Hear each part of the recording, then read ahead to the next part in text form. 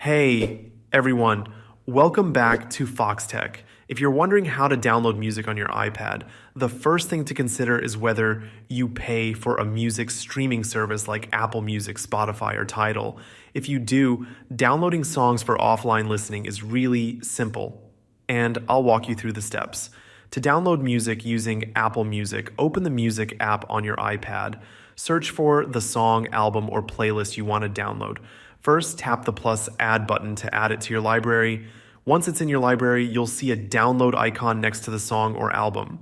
It looks like a cloud with a downward arrow. Tap that and the download will start. Once the music is fully downloaded, a check mark will appear confirming that it's now saved on your device.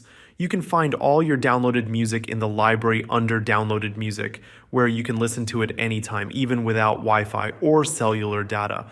Now, if you don't have a paid Apple Music subscription or you're not using a streaming service, things are a little different. Apple Music doesn't let you download songs unless you're a subscriber. However, you can still buy music individually from the iTunes store. This used to be a common way to get music, but today it's not as popular because streaming services have mostly replaced it.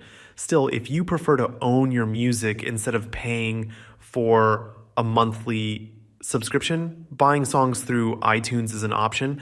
Another way to add music is by importing your own MP3 files. If you have songs on your computer, you can transfer them to your iPad using iTunes or Finder. This method takes a little more effort since you'll need to connect your iPad to a computer and manually add the files.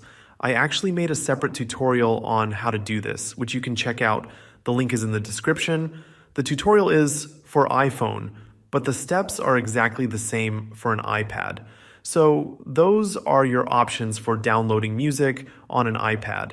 If you have an Apple Music subscription, it's as simple as adding songs to your library and tapping download. If not, you can buy songs from iTunes or transfer your own MP3s. Hopefully this video helped. If it did, don't forget to like and subscribe to Foxtecc for more Apple tips and tutorials. Thanks for watching and see you later. See you.